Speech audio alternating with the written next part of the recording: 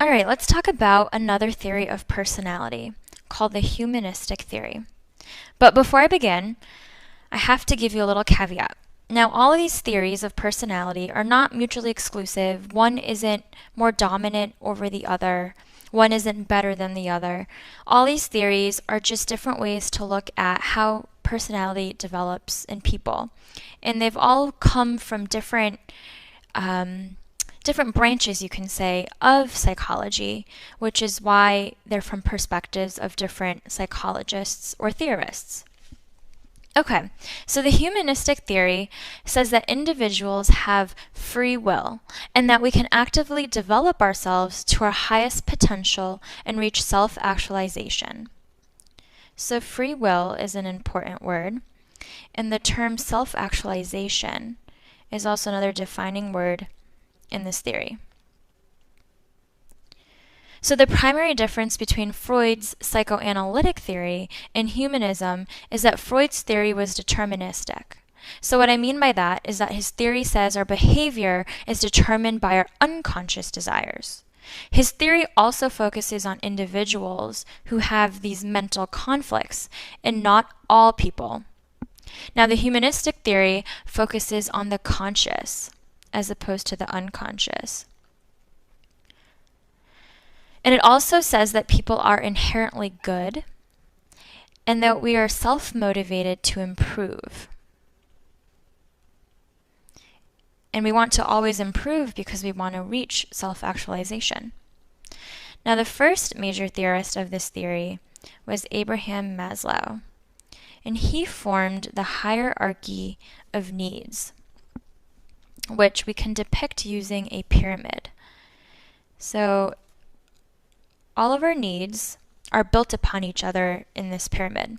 He says that we must first fulfill our physiological needs that form the base of the pyramid, and then we can work our way up.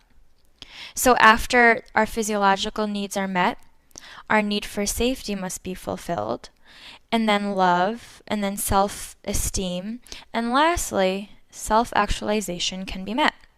That sounds easy enough, right? We can all reach self-actualization. Well, what are some characteristics of self-actualizing people? Well, they must be self-aware, obviously. They're caring, they're wise, and their interests are problem-centered. They focus their energies on a task that's the mission of their life. And they have a higher purpose that's focused on larger causes and less about the basic aspects of life. So they don't focus on the basic aspects of life. They're always trying to strive and think broader and for larger causes. Well, I hate to be the Debbie Downer here, but self-actualization is rarely achieved. Maslow believed that only 1% of people ever reach self-actualization. The average person seeks to self-actualize, but may not ever get to that point. Geez. Well, looks like we all have something to work harder towards, huh? So are you going to be the Martin Luther King or the Mahatma Gandhi or Mother Teresa of our time? Pretty sure they all reached self-actualization. Okay, let's talk about the second major theorist of this theory, and his name was Carl Rogers. Now, Carl Rogers used Maslow's idea and the qualities he described and says that they are nurtured early in life. He said that self-actualization is a constant growth process that is nurtured in a growth-promoting climate. So that's another very important word, growth-promoting climate. In this climate, in order for this climate to help someone reach self-actualization, there's two conditions that need to be met. And the first is that growth is nurtured by when an individual is being genuine. So one has to be open and revealing about themselves. They have to be genuine and true to who they are. And the second condition that needs to be met is that growth is nurtured through acceptance, and acceptance from others.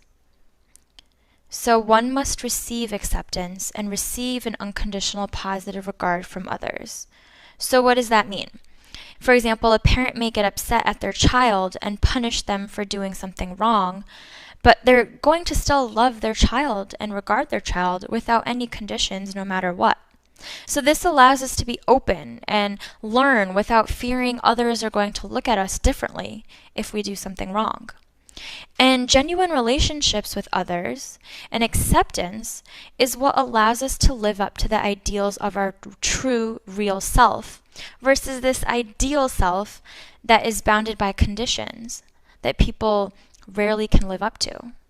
And both Maslow and Rogers said a central feature of our personality is self-concept, and that's achieved when we bring genuineness and acceptance together and achieve this growth-promoting climate.